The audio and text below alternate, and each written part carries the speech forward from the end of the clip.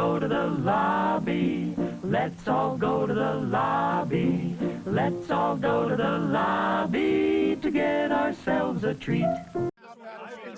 Around for last and of course, you know how there's short 20.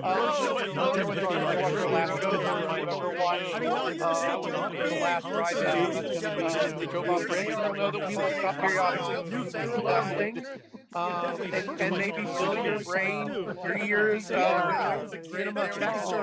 Fill your brain meat with knowledge. Exactly. I can say that. Succulent knowledge. Roll the ball.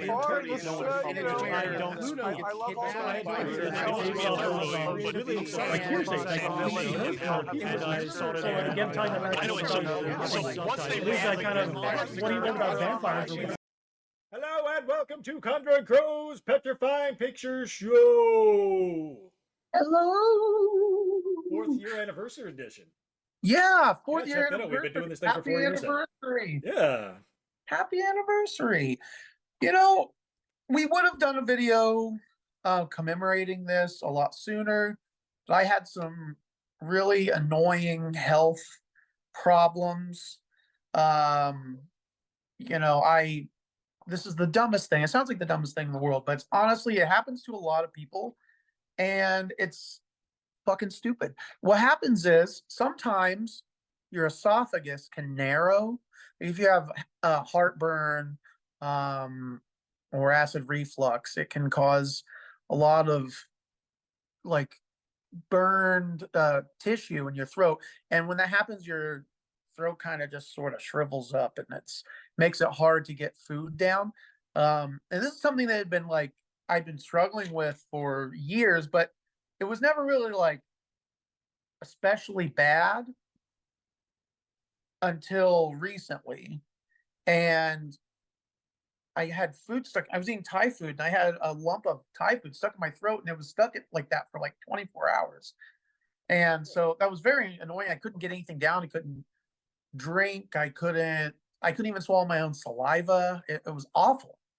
Okay. So I had to go to the ER, and they checked me out, and they're like, oh, well, we're going to have to do an endoscope. Like, we're going to have to, go through down your throat with a tube, with a probe, and see what's going on there. So, they just stretched this old throat out and got that food out there. And, I've had to go back for 2 other sessions for them to do that. Or no, I've had 2 sessions.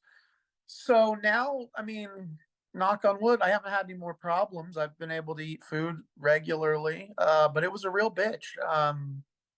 But I will tell you what was nice about the whole thing is being sedated is lovely. Like, I absolutely love a good sedative. I've heard good things about being sedated. Yeah, I keep thinking if I could only just get the benefits of being sedated, like right before I go to sleep, for 8 hours of sedation every day would be fantastic.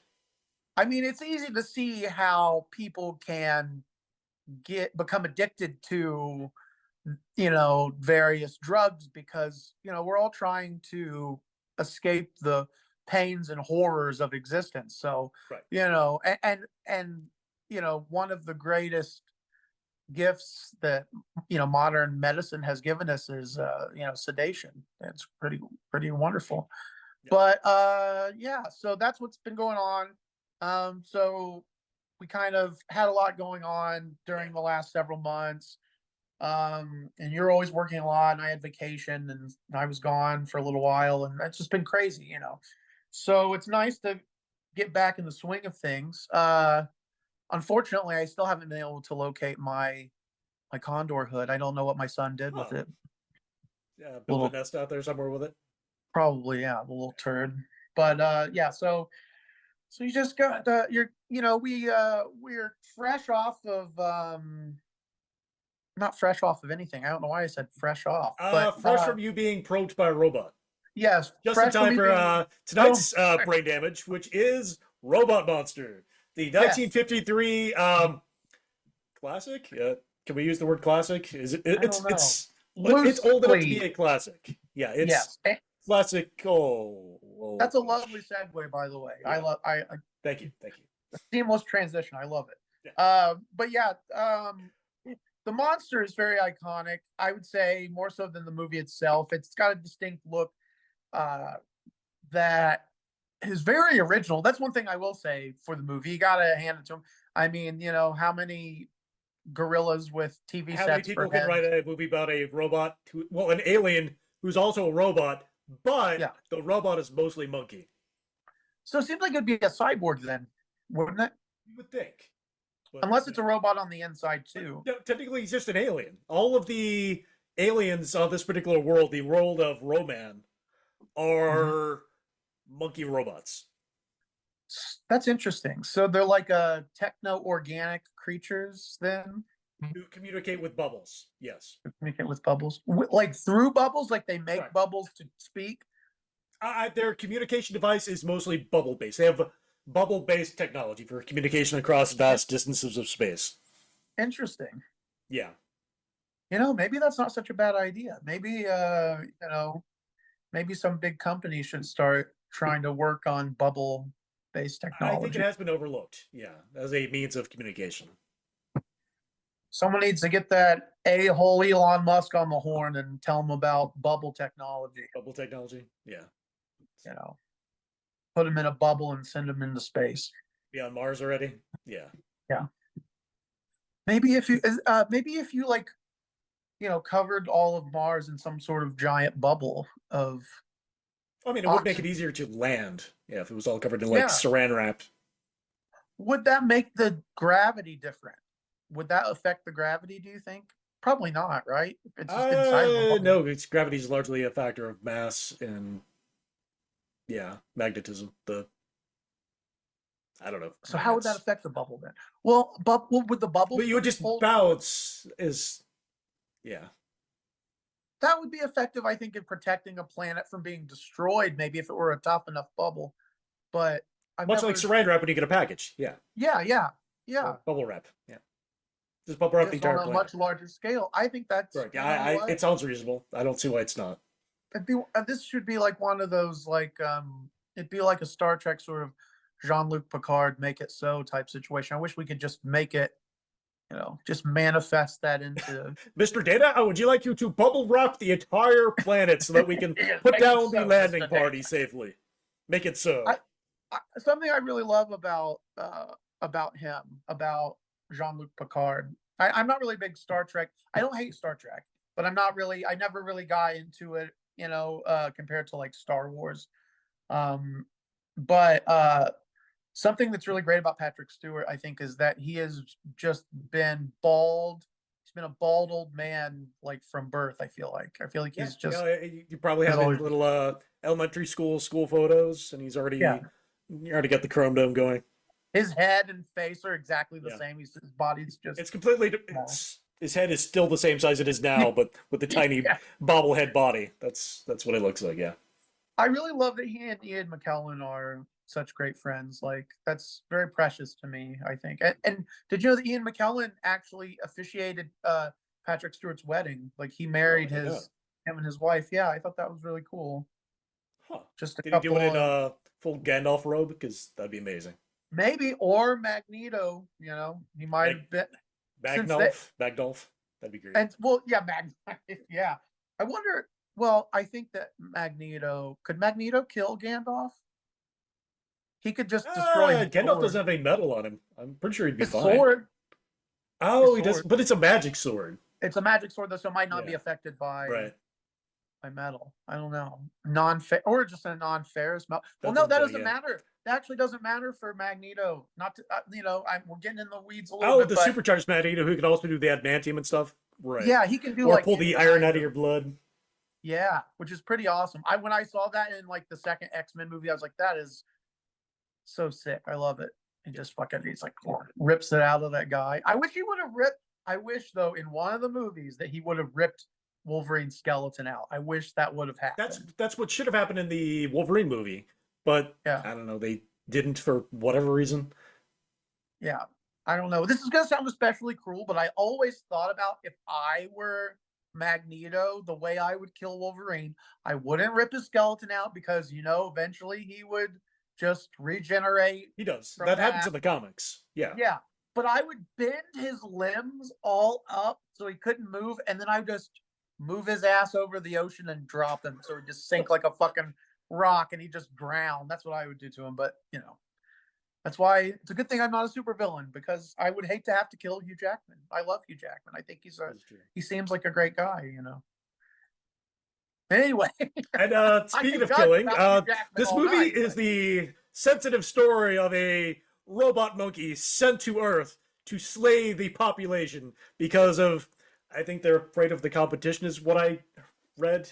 I was trying to figure out the plot, so I was reading this, which, if you guys have not heard of it, this book is fantastic. There we go. It's kind of like, I was gonna say, I feel like you don't need a reason to destroy humanity. I mean, there are so many. You don't have to come up with an original reason. But it's a important plot point, to the extent that this movie is a plot, is that the robot is alien robot monkey, whatever, the being known as Roman, sent to Earth, is trying to figure out why he's been sent to Earth to wipe out humanity, because he eventually falls in love with an Earth girl, turns against his masters, and is smote. Tale as old as time. It's a tale as old as time. Who has not felt that? Yeah. Which reminds me also of Earth Girls Are Easy. Have you ever seen Earth Girls Are Easy? I don't think I've ever watched it all the way through. With Jeff Goldblum and Marlon Wayans and Jim Carrey and Gina Davis. I mean, it's definitely not this movie, I'll tell you that. But it's I don't think so. No, I haven't seen it, but I'm gonna just automatically say no, it is not. It's pretty great. Maybe people who are searching for clips of Earth Girls Are Easy will find our video kind of like, I'll put it into the search terms. Yeah. Yeah. Why not? Yeah, for some reason, we're not really sure. One of our videos has over 600 views, and we don't really know what we did different other than it was a luchador movie, which luchadors are awesome. Luchadors are pretty badass. If you want to see more luchador movies, you should leave a comment about it. We will definitely watch, review, and discuss luchador movies and tangential topics that have nothing to do with luchador movies. Are we supposed to tell people to honk that like button or subscribe? Like and subscribe. Yeah. Caress that like button. I should make that face. Yeah. Yeah. That's what the thumbnail should just be, us both going. Like well, actually, Reinfeld.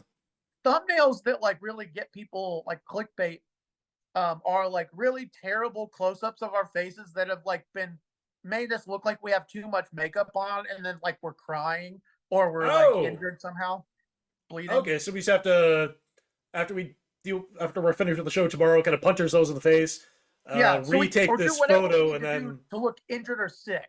Okay. So we can get sympathy. We can I really. don't know if I can get more pale than I am now. I've turned the saturation down as far as I can.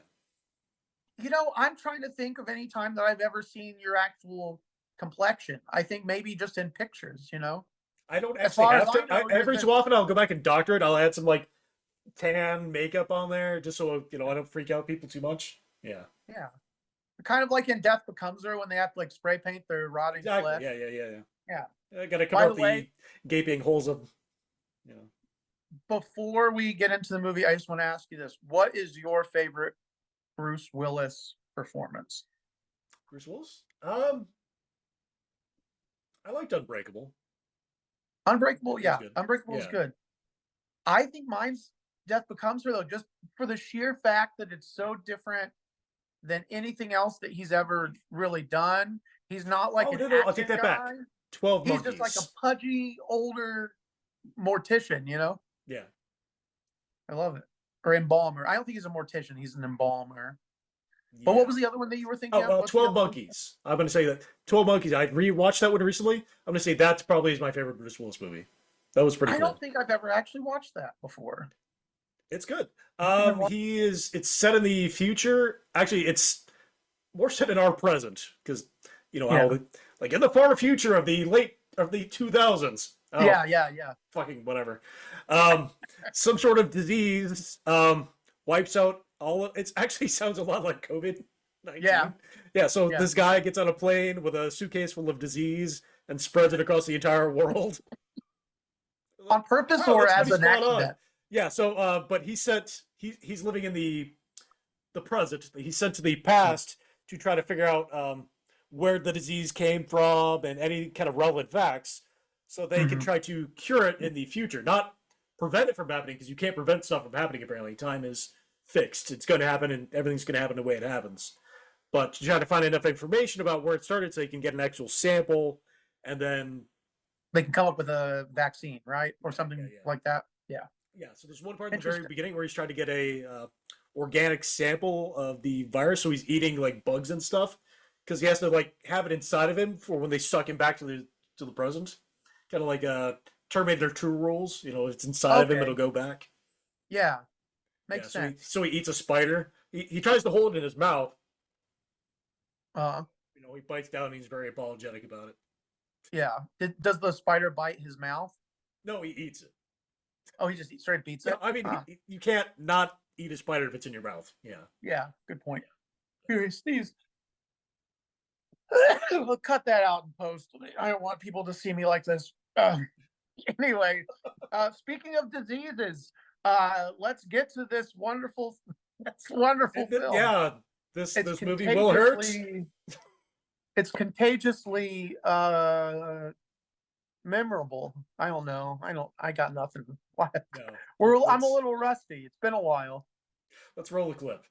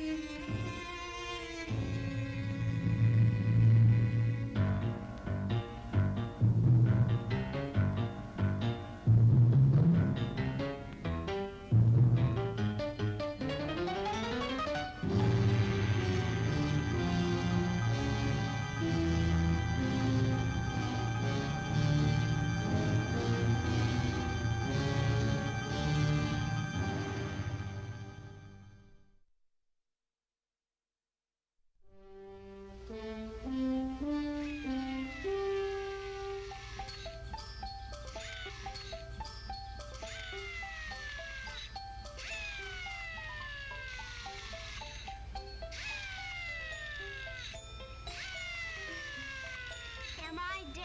You're disintegrated. Good. Does that mean we can play house now? You promised.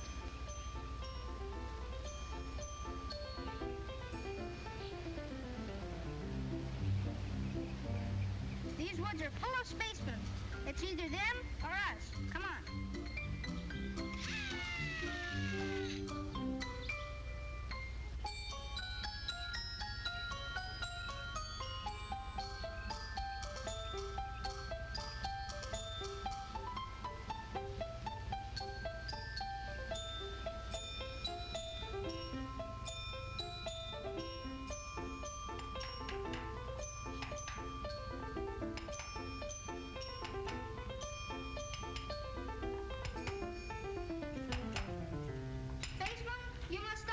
Did you say something? He says we must die. Oh, well, if you insist, but come here. Wouldn't it be nicer if we could live at peace with each other? Okay, I'll be from a friendly planet. Good. that mean we can play house now? No, I'm friendly, but I still have to find out what they're doing here. We are archaeologists, boy. People who try to find out what men were like way back before they could read or write. The only way to pass on what they knew was through pictures like this one. You see, our job is to chip it out carefully and take it to a museum so people can study it. Gee, are you scientists? It's even better than being cowboys, huh, Professor? You bet. Was he a spaceman robot? As far as we know, there were no spacemen at those times, and robots either. He looks like some of those people I saw last time I was on Pluto. Oh, what's your name, son? Oh, Johnny, it looks like you stirred a little outside of your orbit, doesn't it? Mama, here we are in the cave. My mother and sister. Bet you'd like her. No doubt. Johnny, that wasn't fair. You kids promised you'd take a nap right after lunch if we took you on this picnic and off you scoot. I hope he hasn't given you any trouble. Not at all. Johnny, at the camp I used to go to, we used to have to take a nap after lunch right up until we were 14. You did? Sure. Will you be here when I get back? If we are, you are welcome to join us. Come on, quit stalling.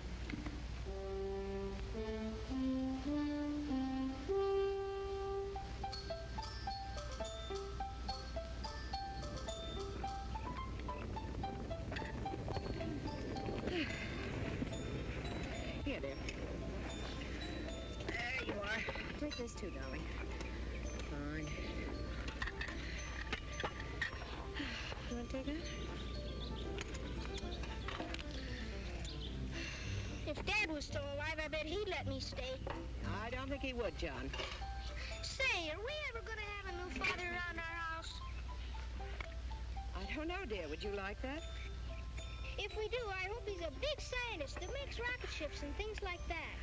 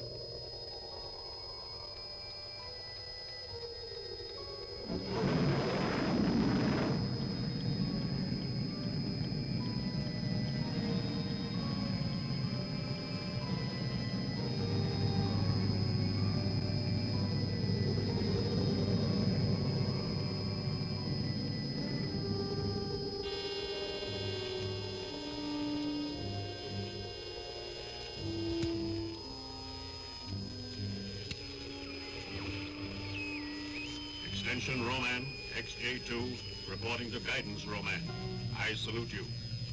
You are late, 14 minutes. Gravitational pull is stronger than reported. 0.7652 higher than our planet. Accepted. Report. May I ask first for other news? Granted. No life has been discovered on any other planets. Earth is our only rival. Was great guidance. The human knew about atomic energy, but had not mastered the cosmic ray. Wherever I directed the calcinator beam, they crumbled. At first, the fools thought it came from one among their many nations. They began destroying each other with hydrogen bombs. I announced myself to keep them from wiping out cities, which will give our people much amusement. Too late they planned it against me. Their resistance pattern showed some intelligence, but all are gone now. The way is clear for our people. I want facts, not words. Fact A. Life pulse has been reduced to +00. Reject. Error. Error? But great guidance, I have proved it. My energizer has scan checked by square feet. No life above Lepidoptera level exists. My computator is more accurate. In the 22nd category, there is an error of 16 billionths. The Great One is never wrong. And there are perhaps 8 people left on Earth? Not perhaps. Precisely. Find and destroy them. Then report back.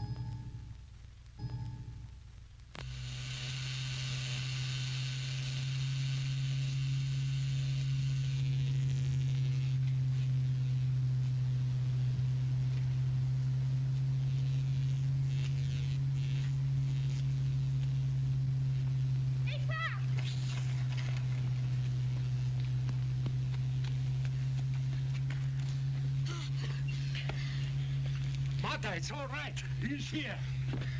Pop, what do you think? I've a good mind to give you a thrashing. Didn't we tell you? Never, never, never to go outside of those wires without our permission.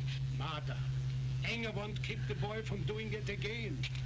We must tell him why. You know the terrible things that have happened when Roman landed on Earth. The only reason we are still alive is that your sister Alice and I worked out a way to reflect his deadly beams away from the house. He can't see us, he can't hear us, but one word spoken outside the barrier, and he will be down on us. Do you understand that, Johnny? But I saw him. Saw who? Roman, he's in the cave at the end of the ravine. Then he's found us out. Not yet, or we'd all be dead by now. Are you sure?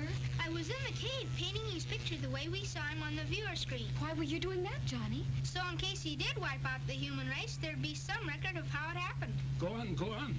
I heard him coming, ducked out just in time. Looked to me like he was making it his home. Why here? Why so close? Maybe we could kill him, huh, Pop? No, Johnny. The armies of the entire world tried and failed.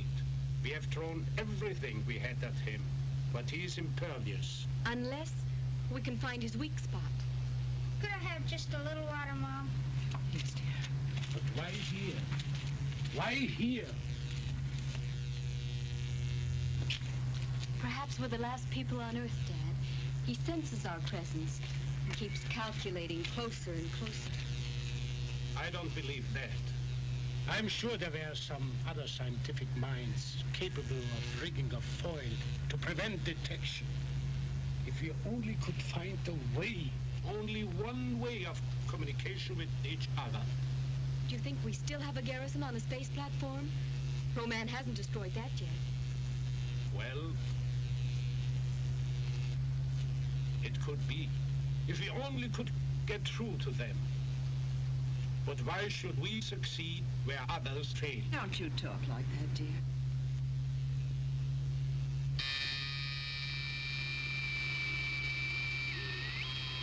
Yes, maybe then. Maybe they are coming through from the space platform. Humans, listen to me. Due to an error in calculation, there are still a few of you left. You escaped destruction because I did not know you existed. Now I know you are watching. I see 5 of you who have not been destroyed. Show yourselves, and I promise you a painless death. Just the 5 of us left? But this is incredible. That means that Troy's gone too. I'll bet Alice is happy the way they used to fight. Don't say that, Johnny. Roy was a great scientist. I would have never developed the serum without him. The trouble was, he wouldn't admit I was good in my field. Anyone who could fix that view screen after what that glass did to it is better than good. Oh, easy, easy. I'm sorry. Seems silly after all the terrible things that have happened. To go to pieces over one miserable, egotistical, impossible guy. But all right.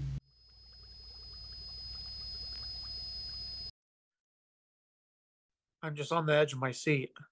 This movie is just... Oh, yeah. It's riveting.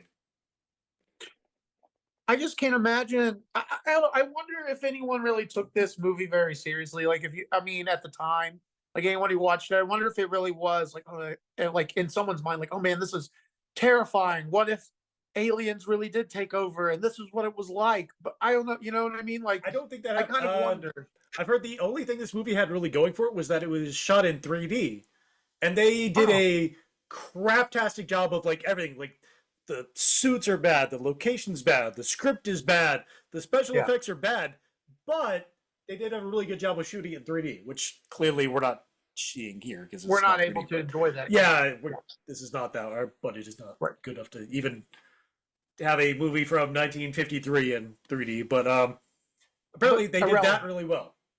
Yeah. So the bubbles really popped. These bubbles are coming right at me. Yeah. But otherwise, no, I don't think so. The monkey in a suit gimmick, a lot of movies at the time would feature people in, ape suits. That was fairly common. It was just common shtick.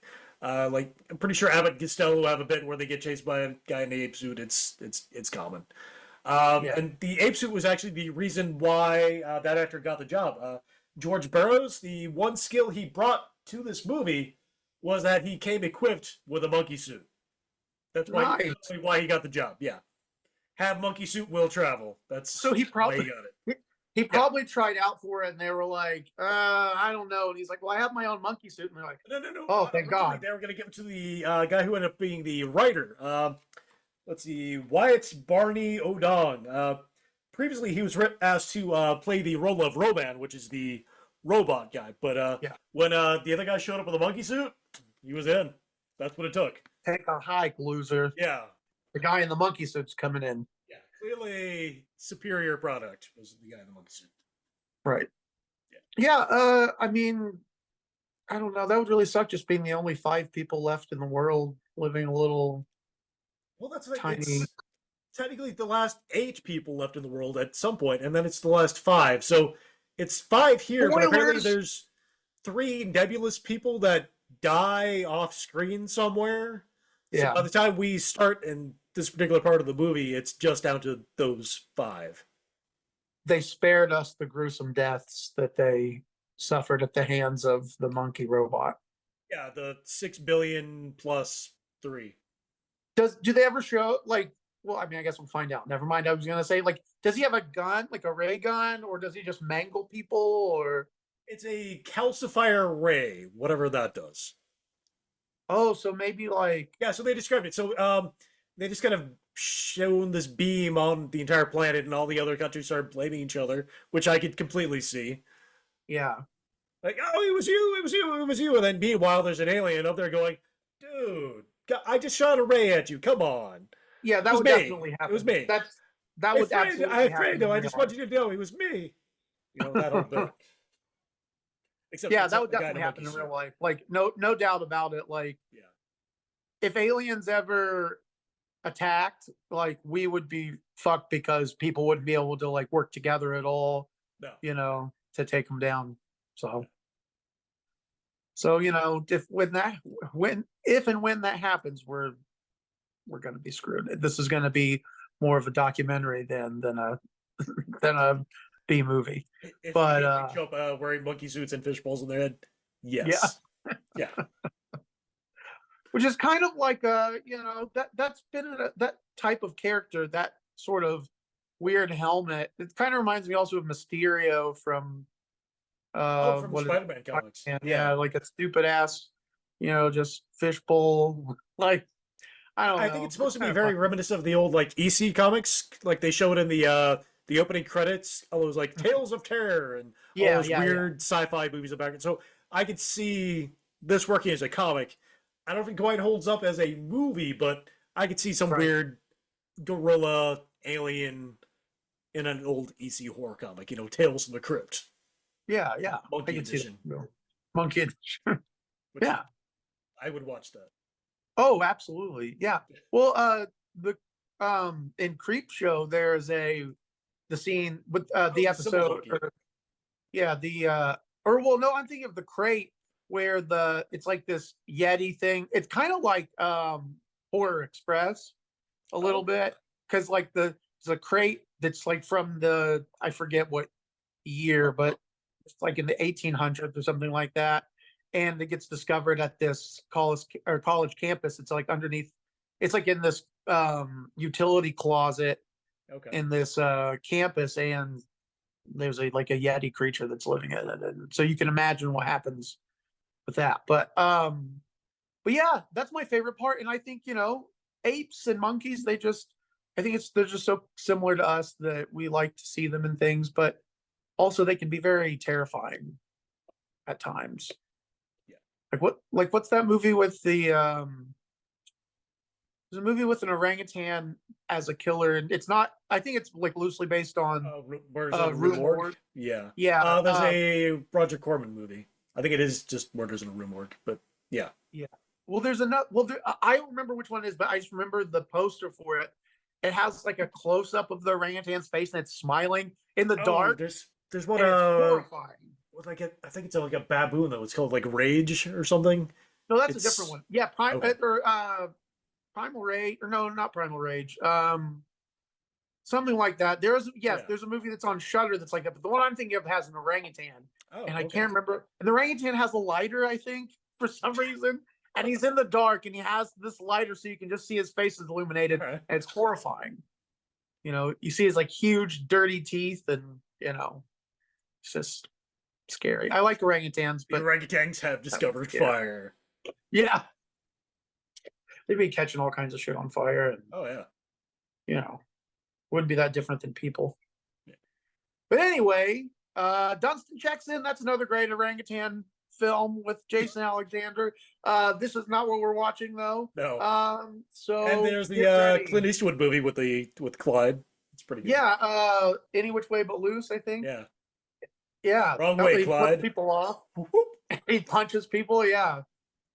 When we went to the New Orleans Zoo this year, there's a huge orangutan, like male orangutan, and he has like a family. There are like females there and babies. And when we went there, we noticed that there are these strange, like metal, like almost look like sculptures that are on one side of the glass.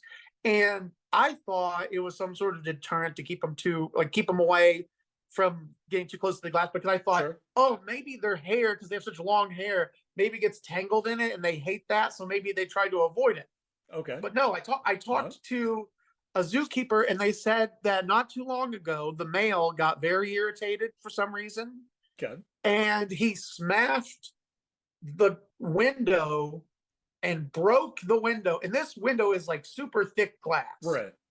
Like, so he smashed it, and it just splintered. And luckily it didn't actually all break, but he cracked it all.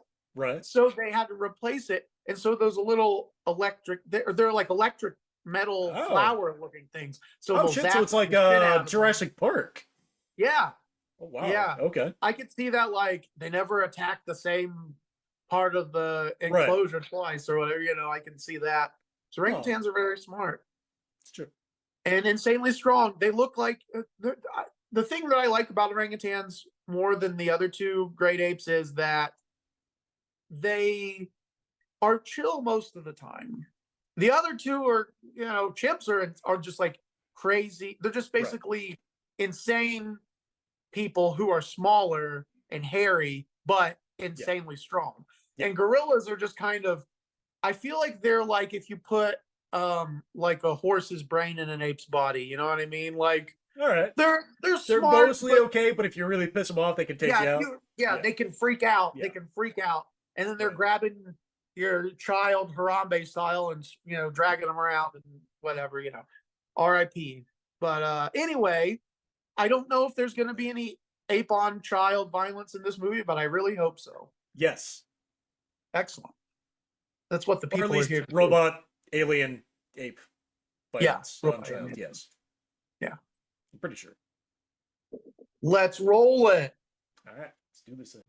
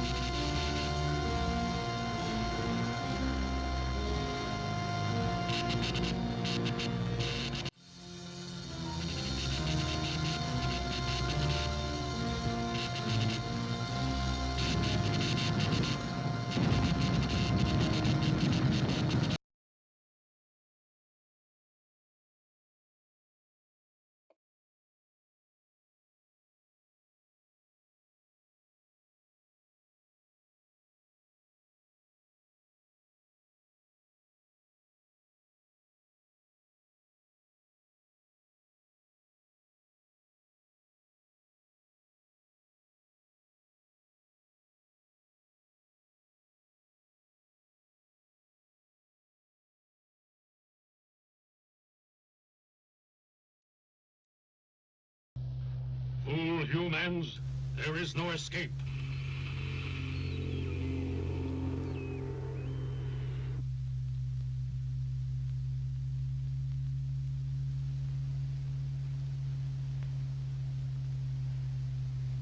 Perhaps we should talk to him. Try to arrange a truce, make peace. He would be able to plot our position immediately. If Roman wants us, he should calculate us.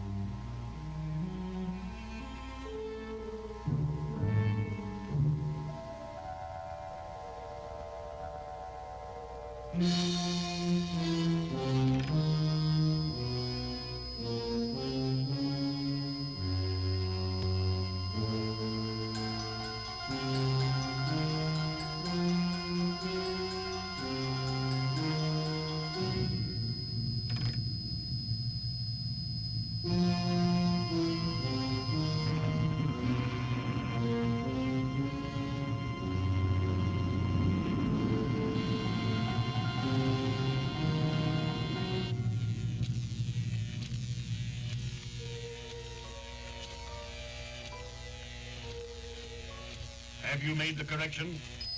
I need guidance, Great One. For the first time in my life, I am not sure. You sound like a human, not a Roman. Can you not verify a fact? I meshed my LPI with the view screen auditor and picked up a count of 5. Error. Error. There are 8. And the other 3 still elude me. And all escape detection by the directional beam. Is it possible they have a counter power? And if they have, reduce, correlate, eliminate error. Is this not the law? I will find them, Great One. Trust me. And if the C-ray fails, I will use physical means. Planet Earth can revolve once more. Then you must either report success, or I will sentence you for failure.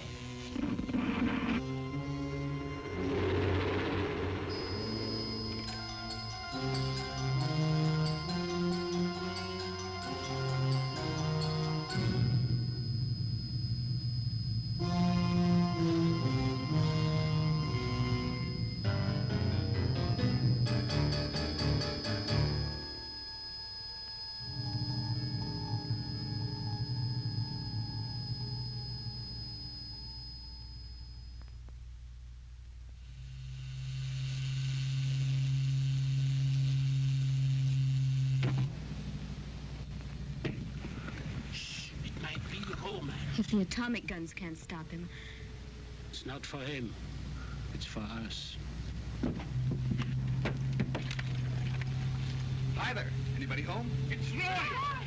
He's alive. Do you know who's in the cave at the end of the ravine? Roman. Well, I was as close to him as I am to you. So was I. But he didn't know that I was there. Do you know why? Maybe you're not worth noticing. Well, now I know I'm in the right house. Yes, and a moment ago she was crying because you were dead. You didn't have to waste any tears on me, honey. I bear a charmed life.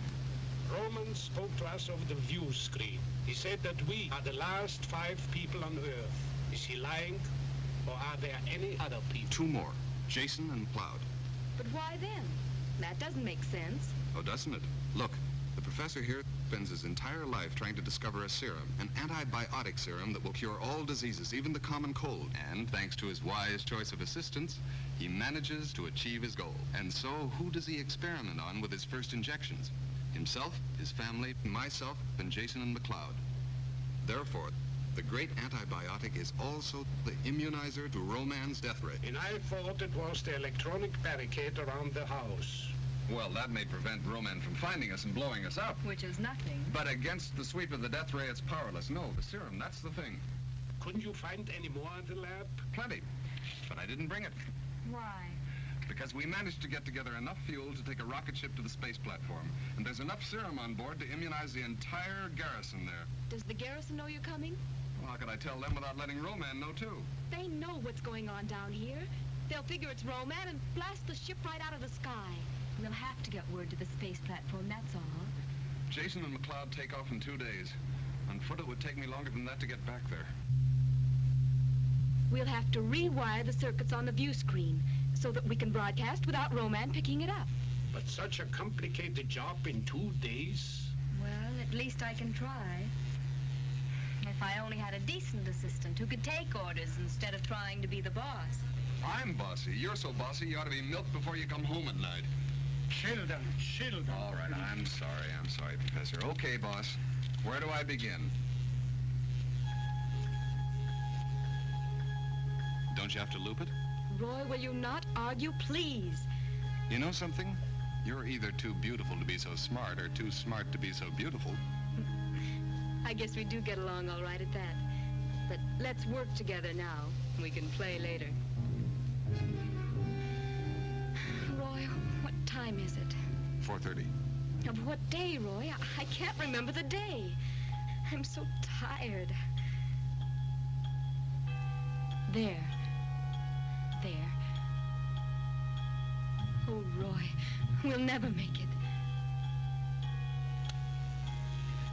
I can't control my hands anymore. Let's rest a little. Oh, but we can't. Roy's right. It's time you get some sleep, Alice. Jiminy, 2 days you've been at it. Oh, not that long. It can't be that long. The rocket ship must have taken off at dawn. They're either there by now or... Then I've failed you. I'm sorry, Dad. Fail, do you realize what you tried to do was impossible, yet you almost did it? But I didn't.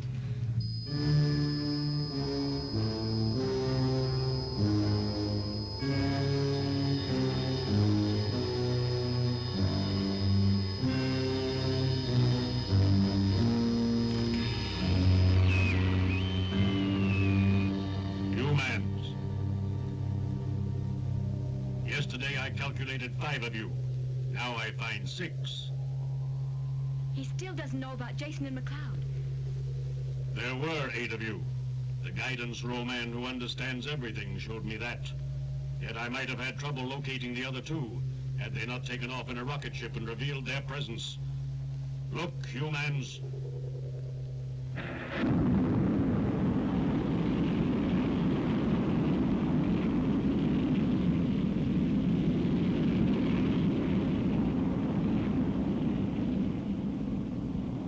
They are headed for the space platform, which guidance romance spared because it would have been a convenience for my people when they arrive on Earth.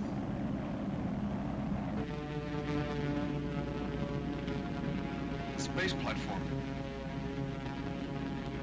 But now we shall destroy that too.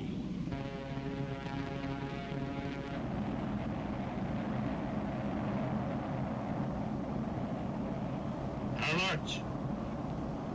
10, 9, 8. The Great One himself sends the cosmic blast that atomizes rocket ship, space platform.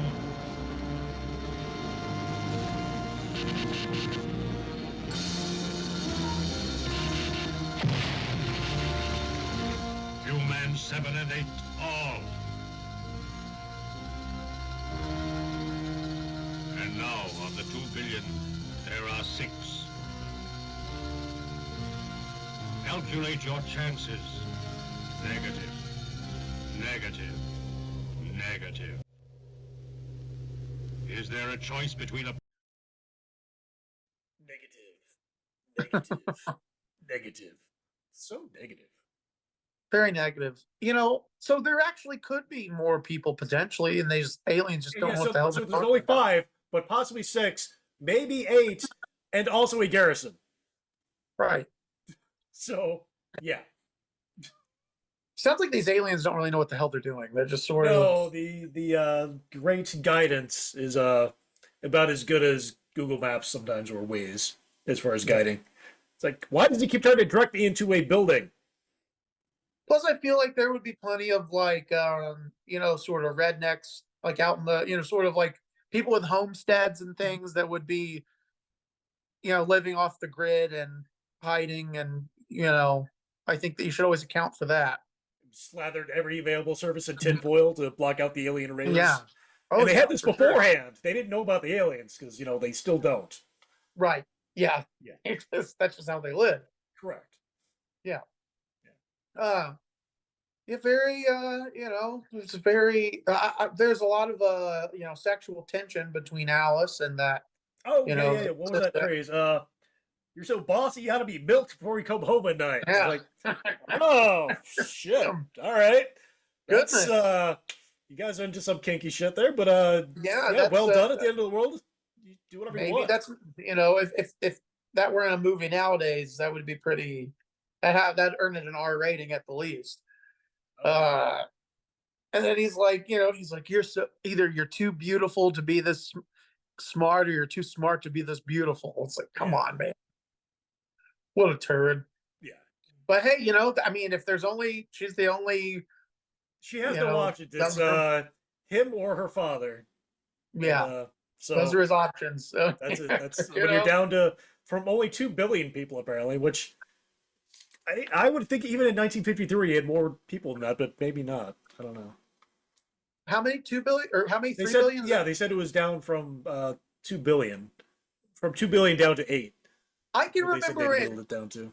I can remember in elementary school, we were learning about just the Earth and different cultures and things like that, and I remember it being like, I think at that time, yeah, it was like 3 billion, but that was. You'd think that between the time that this movie came out and now, right, or actually not even now, between when this movie came out and when I was in middle school, or I mean elementary school, so in like the 90s, you'd think that there would have been a much bigger population boom at some point, you know, during that time. 1 billion people still, that's a fuckload of people. That's true, but like nowadays, like, I wonder if I can access Siri right now while we're, hey Siri. Will she work? No, she's not going to work. Well, anyway, I guess we could look it up. We could see what the population is now, because I think it's like 6 billion. Yeah, I think it is. I think you're right. So, but what I'm saying is, so the jump between 3 billion when I was a kid.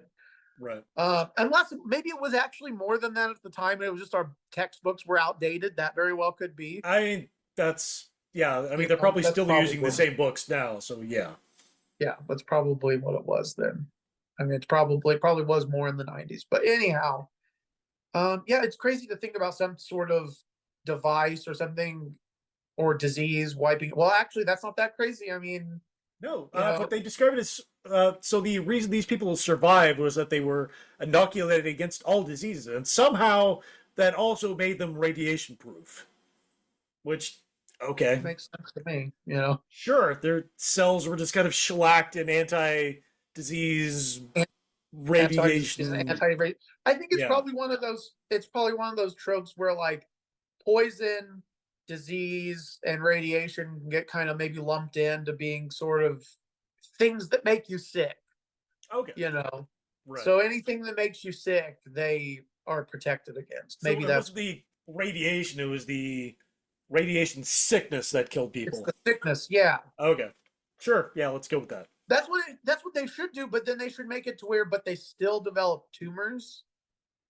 So they should be all like, covered in tumors, and because their cells are replicating, but they're just not dying from it. It's just... So kind of a Twilight Zone twist at the end of this movie, where they survive the extermination of most of Earth and the robot guy, but they all are like pull off their face, and it's all like. Yeah, just tumor people, and then he's like, "Oh no!" It's a good thing we're inoculating against all disease. See that you were talking about earlier how people would be. Maybe this was off camera that we were talking about this, but about people not wanting to everybody blaming each other for the reasons behind the an illness. Yeah. Or not an illness, but blaming everybody for the calcification and what have you, and it's like for the alien attack. But then you would also this is how you know that this is a work of fiction, because there was nothing in there about some people not believing that there was calcification going on. People not. But I could also see that people being like, hey, this is it's like this can protect you from radiation, and then people are like fake news. I'm gonna take horse medicine instead because horse medicine. Have you ever seen a horse that got killed by radiation? I never have. And then they're going to be like, well, let's drink some bleach or shove UV lights up our ass, because that makes more sense than taking medicine, right? Yeah, it's like when we watched, what was it, Attack from Space with the giant starfish. Yeah. No one would ever believe this. The world is just slowly heating up for reasons unknown. Yeah. Not that giant thing in the sky. That's just weird. The thing is, nobody ever learns their lesson. That's it. That's the moral of most stories, I think. Like a post-apocalyptic or what have you. It's usually that no one ever learns their lesson. People just don't learn their fucking lesson. They don't learn from. You don't learn. If you don't learn from history, you're doomed to repeat it. That old trope. Learn from history. They repeat history. Right. Because that's how you get in the history books, right? You repeat. That's what it is. You just do the same thing over and over again, and hope that somehow it works this time, even though it didn't work all those other times before. Anyway, maybe I should save that for the end. But save the rant for the end. Yeah. But let's get back to this wonderful tale of love in the post-apocalyptic world. Yeah, then when we come back, we'll talk some more about Bill Tucker and why he made this monstrosity. Yes. Good old Bill. Show yourselves. By your clock time, in 1 hour, I seek you out. Last warning.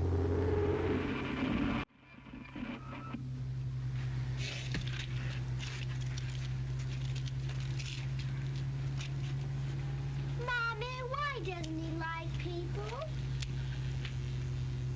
I don't know, darling. Perhaps if we could talk to him. You better go and rest, too. George, we can't go on this way much longer. Our food is almost gone. What else can we do? Commit suicide? Or give in to Roman? As the last people on Earth? George, talk to him. Make him see that we won't harm him. He can let us live. If Alice could have finished rewiring the view screen, You could have talked to the platform without Roman discovering our presence. Why can't you talk directly to him? I could. Of course I could. As soon as Alice has had her sleep, I will.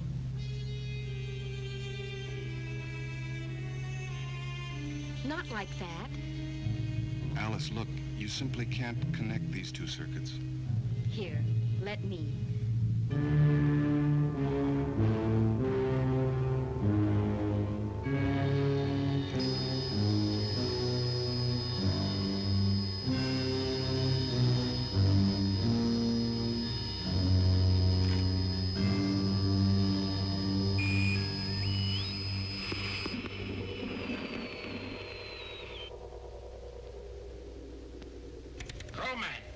Roman!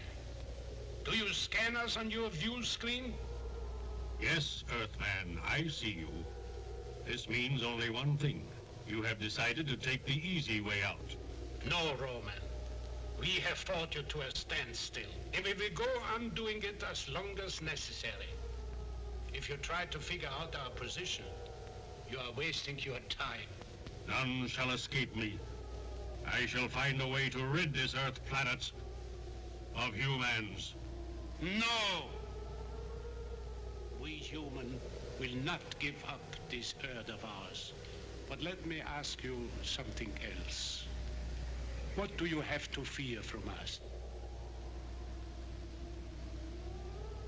Let me show you the sick people you want to destroy. First, my wife Martha, my companion for 23 years. Is there anything to fear from this woman? The human woman is the bringer of human life. There must be an end to your race. Or my children? Alice? No. I have a mission to perform. Carla? I am built to have no emotions. And Johnny? The boy is impertinent. Or is it in the ethical code of your people? Those children must be murdered. You are not like my people. You are savage barbarians, non-Roman, animals. Take my assistant, Roy, who has developed a serum with me, which would have wiped out disease among my people. Wait. There is something I do not understand quite, but I want to see the girl Alice again. We want peace, Roman, but peace with honor. I will talk with the girl. It is not in the plan, but although I cannot verify it, I feel that she will understand. No!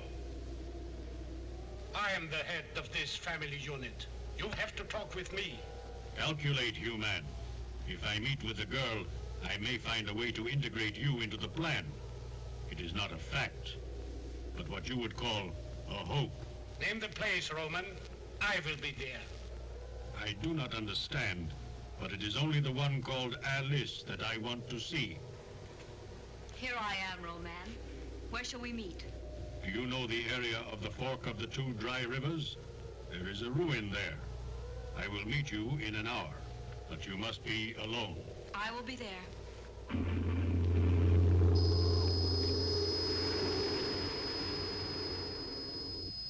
You will not. Have you gone crazy? We've played every other card. Why not try this one? Do you realize what you're doing? If there's a chance I can strike a better bargain than Father, then I'm the one to go. Is Alice gonna have a date with Roman? This is madness, Alice. Roy, you have to speak to her. I know I'm not in the family, Alice, but your father's right. You mean there are certain things nice girls don't do?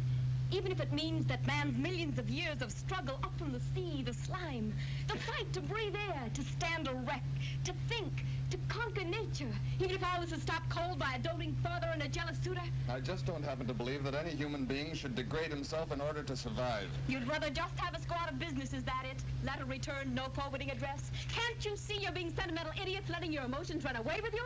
Perhaps that is the quality of being human. The very thing that makes us different from Roman. The difference we are trying to preserve. Very pretty talk, but I still intend to do something about it. Get out of my way. You're not going. I said get out of my way! And I said you're not going.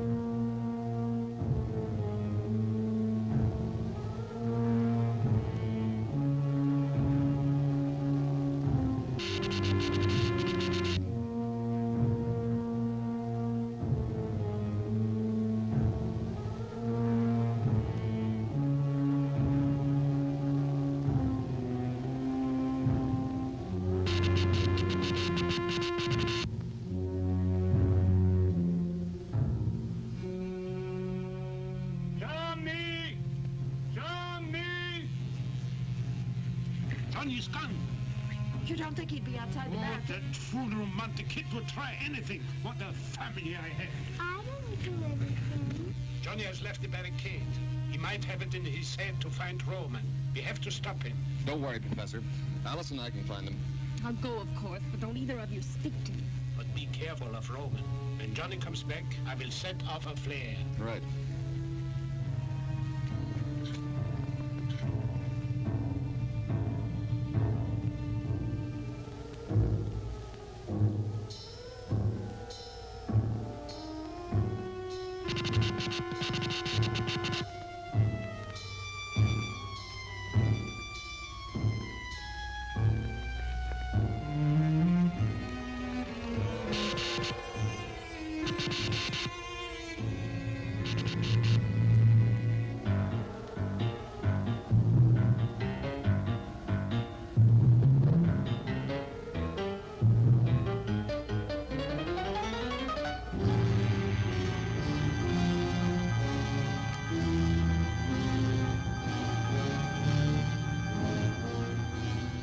What are you doing here, boy?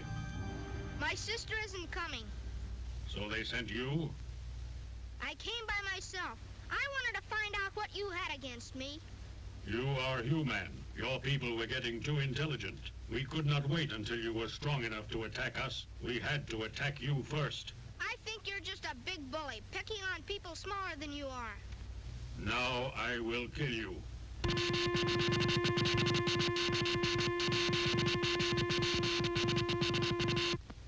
You look like a pooped-out pinwheel. So, the calcinator death ray really cannot harm you. Your father must be a brilliant scientist. He's got a super serum that keeps people from ever getting sick. How do you know it works? 'Cause he tried it on me and Carla and Alice and Roy and everybody. And we don't get sick even when we swallow capsules with real bad bugs in them. And the two men who took off on the rocket ship, they also had this injection? Sure, they... You have told me all I need to know. I will calculate the spectrum dust in the calcinator death ray to counteract this antibiotic, and you will all be destroyed.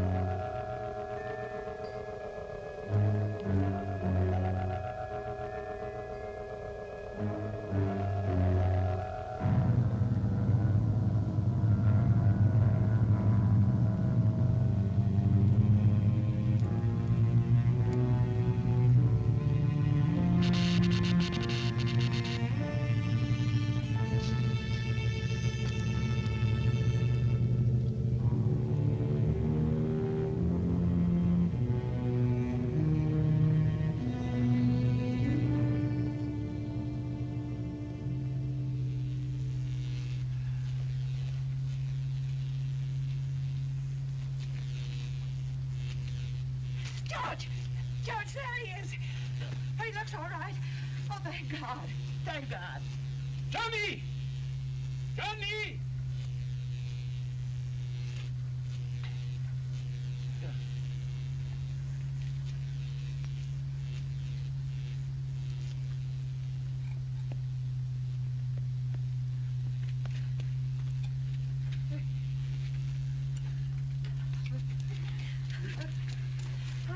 Where did you go? There, darling. It's all right. Now tell us all about it. No, it isn't, Mom. I gave it all away. I didn't mean to, but I did. You did what? I wanted to talk to Roman, but he got out of me how we were protected from the death ray. And now he's gonna do something about it. It's all right, boy. You did right. And Roman won't find it easy to counteract the serum. So we have still a little time left. I only wish it were over now. Well, when it is, can I go over to Janie's house and borrow her dolls? Yes, of course, darling.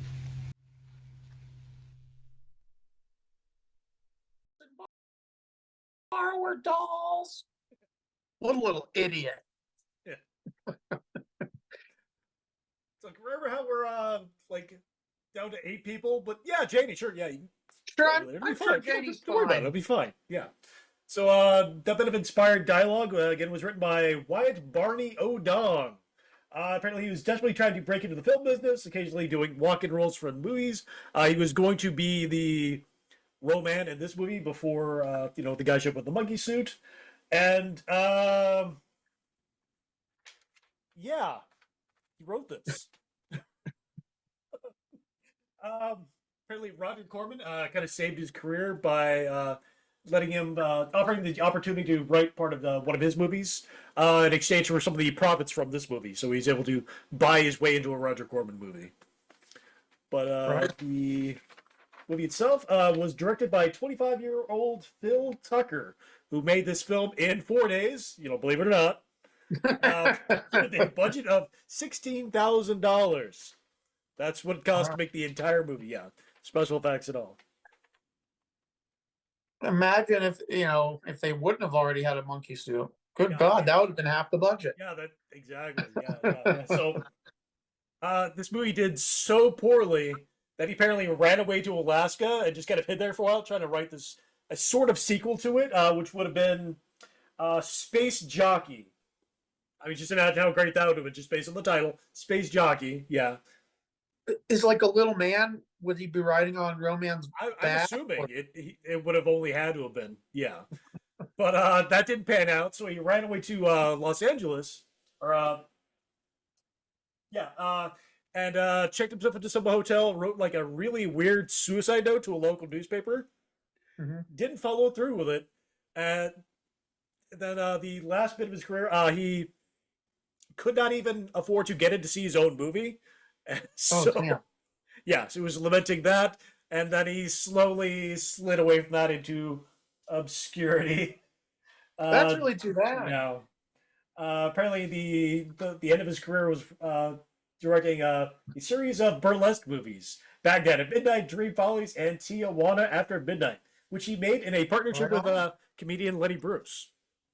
Oh man! Yeah, that's pretty wild. About those. Are any of those in the public domain? But all of those, just based on the title alone, sound better than what we're watching right now. I agree, and we've shown a few sexy movies. I mean, we could. Well, I mean, maybe I wouldn't necessarily say that they were created for that purpose to titillate, but there's scenes.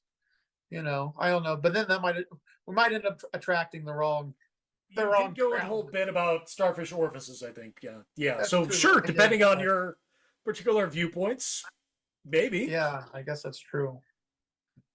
Who knows? Well, maybe we'll just attract a whole new demographic. You never know. Yeah, the algorithm does what it wants. Yeah, that's true. I guess we'll just have to see what pans out for Johnny. And by the way, this kid should be on like a list of like top 20 most annoying children in cinema.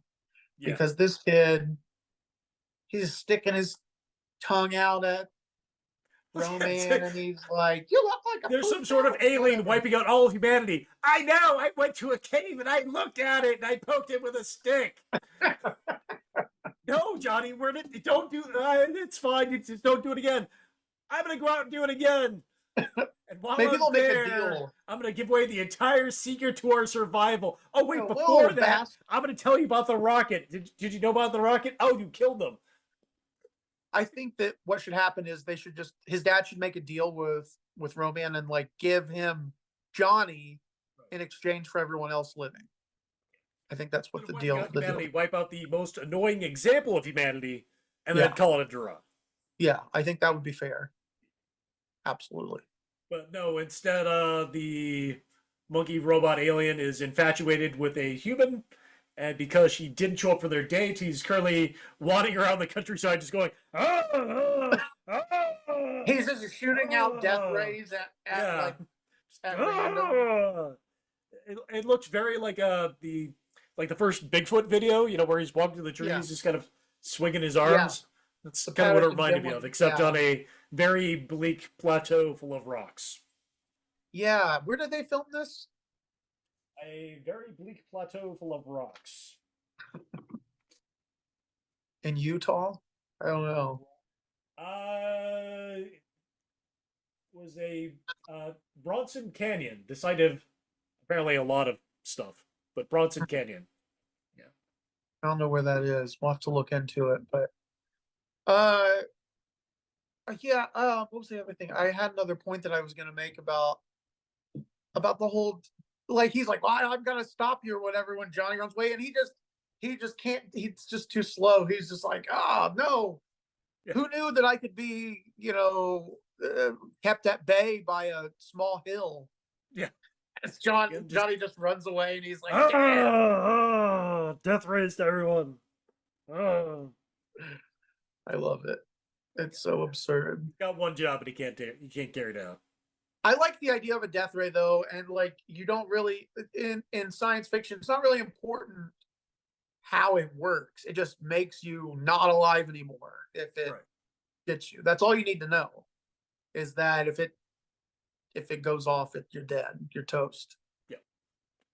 Yeah. Although I wouldn't really call this a ray. I mean, it's more like I feel like it's more like a wave, It's something that can travel vast distances because the great guidance can like blast people from wherever he's at. Oh yeah, that's true. Yeah, I don't know. Death rays, man. Oh, what was it? Wasn't it Leonardo da Vinci who tried to make like a death ray out of like a giant magnifying glass or some shit? It was like, and he would use it. It was supposed to like cook the sails of ships to like catch them on fire or something. Was it Da Vinci? No. Maybe it was someone else. No, you're thinking of that's before Da Vinci. This is like Archimedes or something. Oh yeah, probably was. I think it was Archimedes actually. Yeah. He's but like, I wouldn't put it past Da Vinci. Yeah, he did a lot of weird shit. Like his weird flapping helicopter thing or whatever. Or was that just on Futurama? I don't know. I don't know if that I think people have tried to make it, but they haven't actually succeeded to make it functional. But yeah, it was also in Futurama. I really liked in like the Da Vinci and Futurama where like on his world, like he is actually like the dumbest person. And like everyone else is, way beyond him, and they like make fun of his like machines and stuff. Like also the most recent Spider-Man across the multiverse had a Da Vinci vulture. Oh really? Oh my god, I haven't seen it, but that's a brilliant idea. I love it. Yeah, one of the multiverses was sort of I guess Da Vinci based. So he's instead of having the giant bird wings, it's very mechanical and flappy. It's kind of nice. Cool. I like it. Is he very easily defeated because it's just no, it works. It's functional. He's still really? Oh man, I need to watch this. It's pretty good. I didn't like it quite as much as the first one, but it's good. Yeah, I really liked the first one. My kids really liked it. Yeah. But the one thing though that I heard that bummed me out was that the female Doc Ock is not in this one, is what I heard. No, she's which is too bad. No. I love that. I love that idea. I loved Catherine Hahn plays her in the first Into the Spider-Verse movie, and also she's going to be she's also if you watched WandaVision, she's in that as well as Agatha Harkness. Spoiler alert for anybody who. Okay, and there's going to be the same person. All right. Yeah, there's going to be an Agatha Harkness. It's going to be like Agatha's Agatha's Coven of something, Chaos or something like that. Okay. I don't know. I'm kind of marveled out right now. There's just so much oversaturation between Marvel and Disney. I'm just kind of like, or Star Wars. I mean, I love Star Wars, but I'm just kind of Star Warred out. You know what I mean? That's why I'm watching shit like this. I need to, I need some. Oh, this is the variety palate in my cleanser. sci-fi. Yeah. Yeah. This is my palate cleanser. Yeah. Yeah. You completely fry whatever brain cells you have for making discerning judgments. Then you can go back to other more sophisticated stuff. Yeah. Yeah. Zap it all and let's move on. To different things. I don't know. I mean, because at least things with at least stories like this are a little more original and I mean, it's just superhero movies. I like superhero movies. Don't get me wrong, but there's just when you get to a point and it's just like unless you're doing something really groundbreaking or weird or whatever. But I feel like everybody's got a multiverse. Not anything like Into the Spider-Verse kind of started that off. I mean, didn't create the concept, of course, but it kind of kicked off that trend in in like modern times, of sort of the idea of there being different versions of different people and things. I mean, Rick and Morty does it a lot, but I don't know. I just, every now and then you need to watch something that just got a fucking gorilla with a fishbowl on its head. And with that, let's get back to the gorilla with fishbowl on its head. Yeah. All right, here we go. Johnny, safe. Shh. Roman might hear us.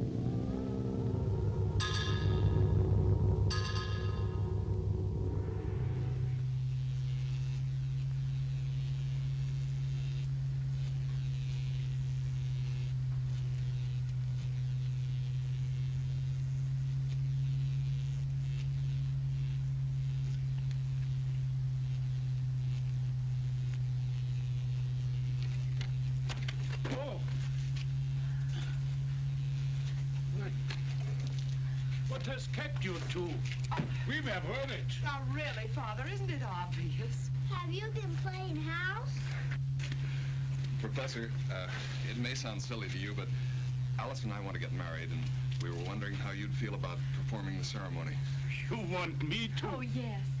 In that case, let's do it. And I want you to know, this is the biggest social event of the year. The whole damn town will turn out.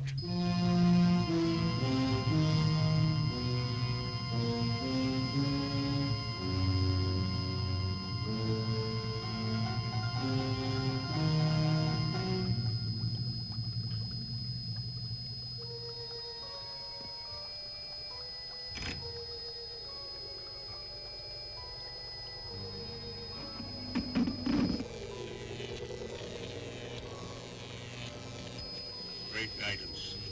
I have discovered the secret of our failure to destroy the remaining humans. Our C-ray, the calcinator death ray, cannot penetrate them. They have been made immune through the antibiotic serum, which I believe is the same as our formula, XZA. Reduce their counterpower. Eliminate the error. Death to humans can come by force. I will use physical means, Great One. The plan shall be fulfilled. The planet Earth has half revolved. You have but a short time to achieve our goal.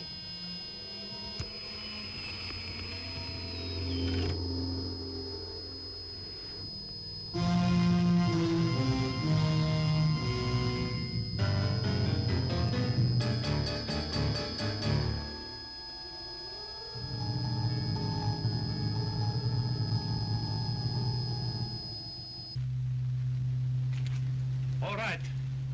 Places.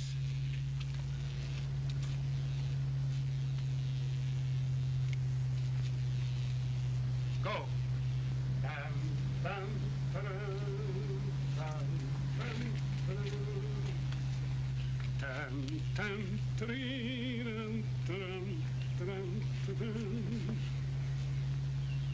Dearly beloved, we are gathered here to... Dear Lord, you know that I am not trained for this job. But I have tried to live by your laws, the Ten Commandments, the Beatitudes, the Golden Rule. I would like you to look down on Alice and Roy and give you a blessing. Even in this darkest hour, we have kept the faith.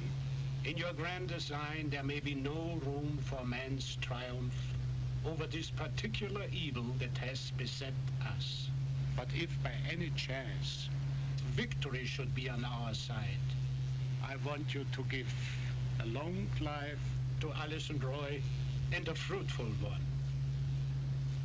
But no matter how it ends, Lord, watch over them this night. Watch over us all. Amen. And now I pronounce you man and wife. Roy, do you have the ring? What? I didn't think about that. Oh, brother, are you going to have to pick up after him? I wanted you to have it someday anyhow, dear. With this ring, I thee wed. And the only thing to seal it now is a kiss.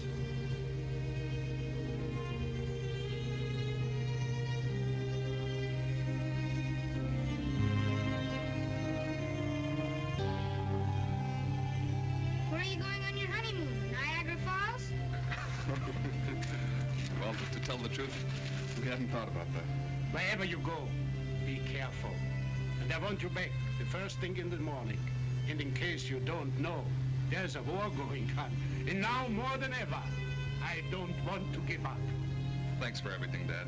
Most of all for having raised Alice. You too, Mom. I'll go get my things, and then we'll go. She ought to have sunflowers. It isn't right.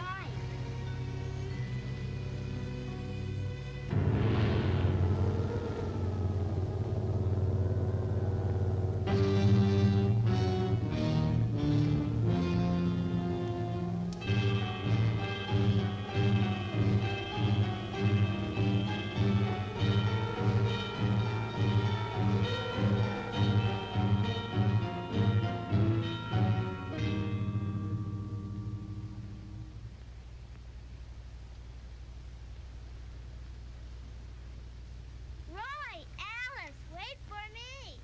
Harlow, what are you doing here? I didn't get you any presents. Oh, you little rascal. Thank you very much.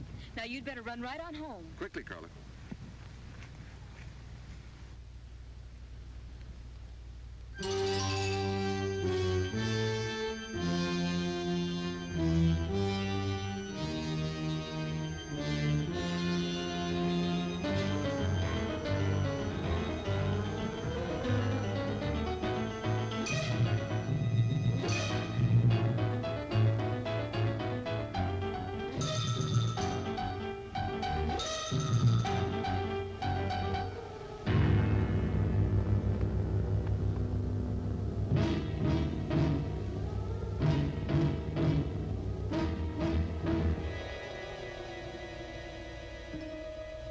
you doing here alone, girl child? My daddy won't let you hurt me. We'll see.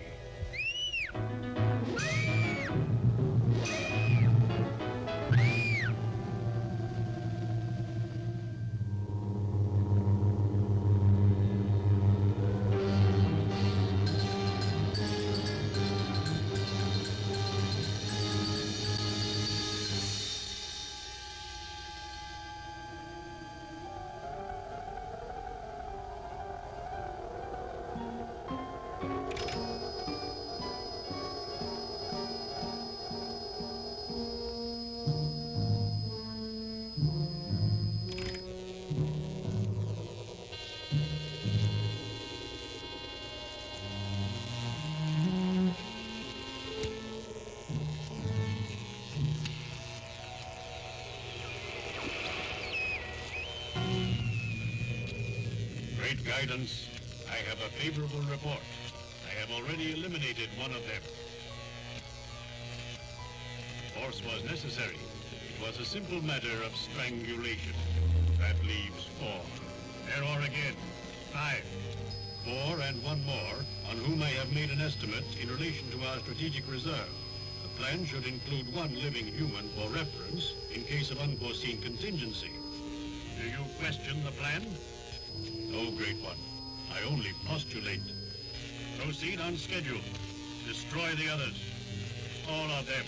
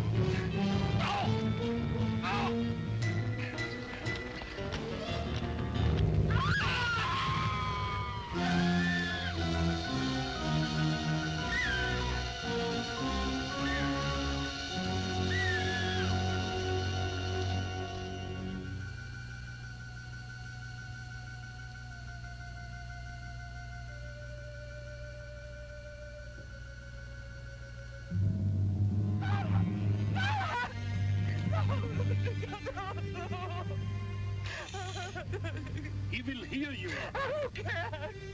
I don't care. You must care. You must not give up.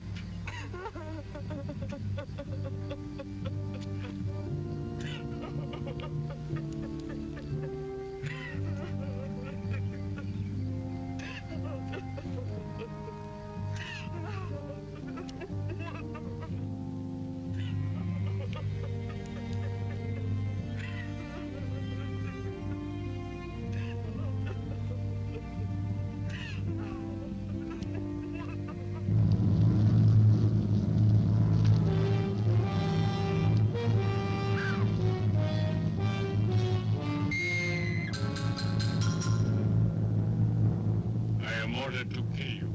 I must do it with my hands. How is it you're so strong, Roman?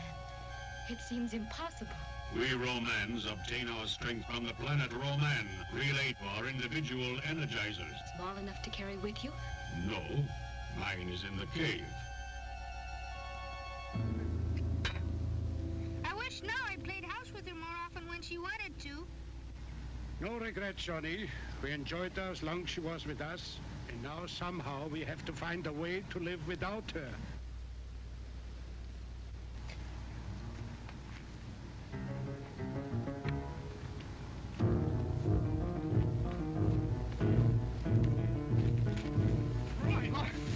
Where's Alice? Romance got her.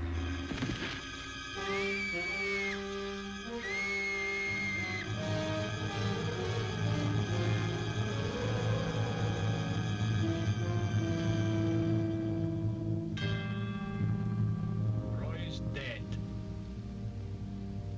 And nothing can be done. Nothing. Maybe one of us could lure him out for a moment, and then the others could run in and grab Alice. That's easier said than done. He'd come if he could be sure of killing us. Go on, go on. We call him on the viewer screen. Tell him we don't want to fight anymore. He can get us in the ravine if he promises easy death. You slip in and grab Alice when he comes out after me. That might work. There's no time to lose.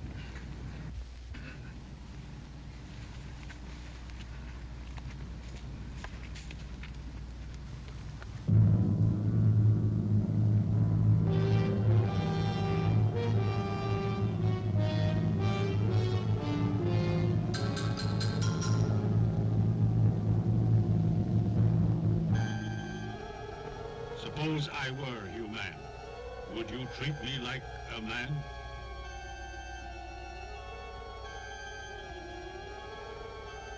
But, Roman, and you haven't told me yet where the Energizer is kept. Silence, girl.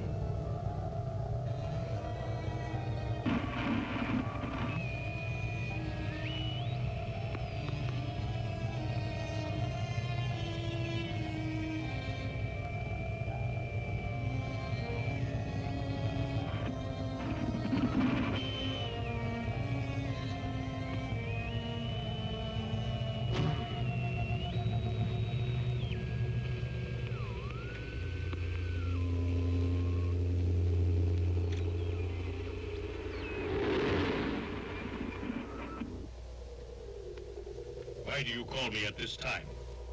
Roman, we can't stand it any longer. I have made my last offer. You promised us a painless death if we give ourselves up. Come and get us. You can wait. Call me again at another time. No! We will meet you halfway, in the ravine. All right. I will meet you in the ravine when the sun passes over the mountains.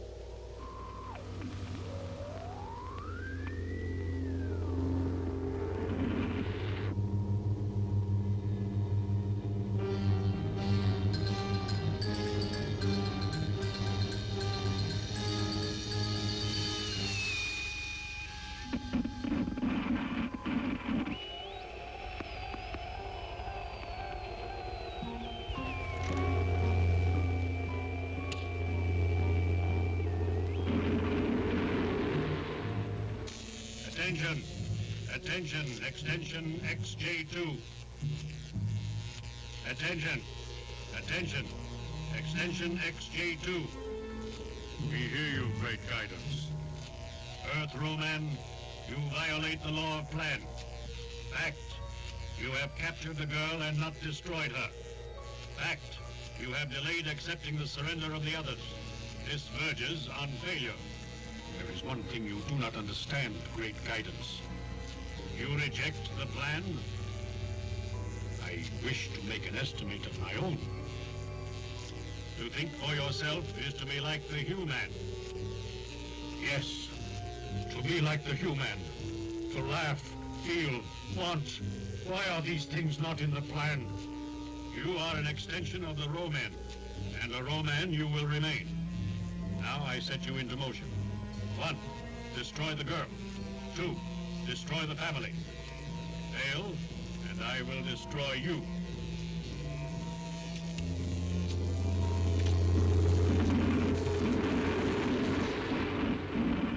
I cannot, yet I must. How do you calculate that? At what point on the graph do must and cannot meet? Yet I must, what I cannot.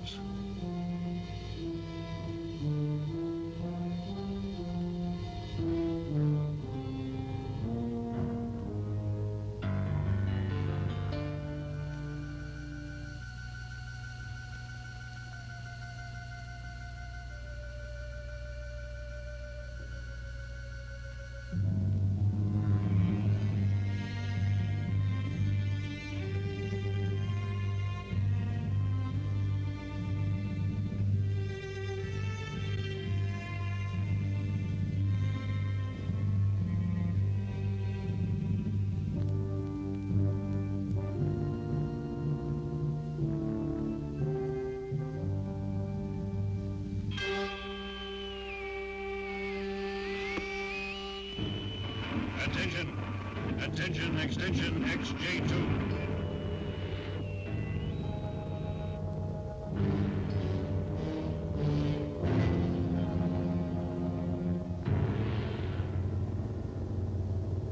Speak, great guidance. Why have you not killed the girl? I must, but I cannot.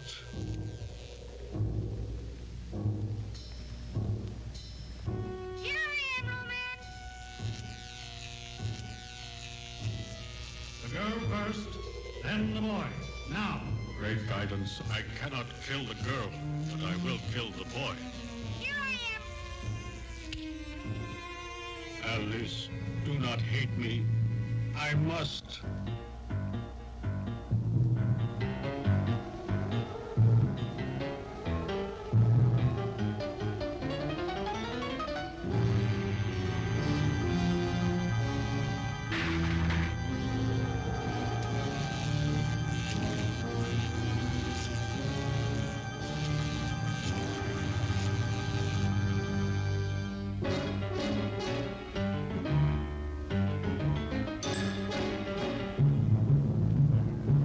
Wish to be a human? Good. You can die a human.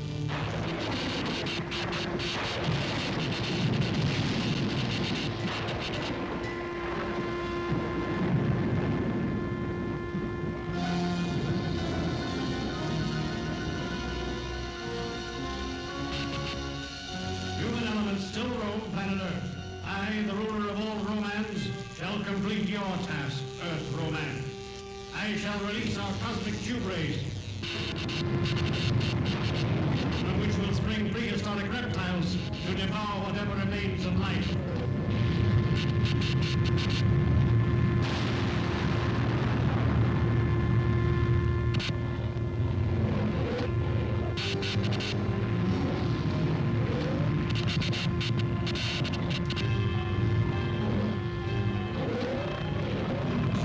Cyclotonic vibrations will smash the planet Earth out of the universe.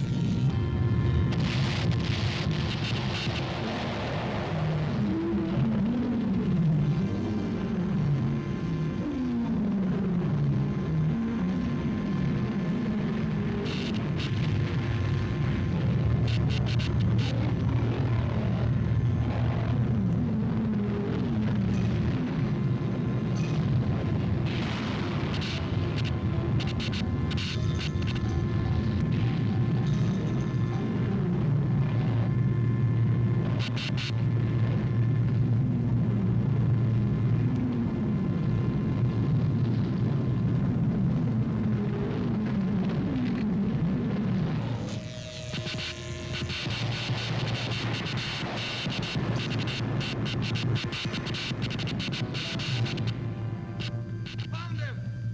Take it easy, son. You're all right. How is he? He's all right. We just want to make sure you get up with everything you fell down with. Hey! I found him! Oh, that's quite a bump there, boy. What happened? Huh? Darling, you all right? You gave your mother quite a scare. Yes. Here it was getting dark and no Johnny. You're alive? Yeah. Hurt too? Boy, was that a dream or was it? Well, I must try to repay you for all the trouble you've gone to. Won't you and your assistant join us for dinner? Do. Done. Will you play house with me when we get home? Well, oh, all right. But I gotta keep an eye out for Roman. Really, Johnny? You're overdoing the spaceman act. There simply aren't any such things. Come on, dear. This way.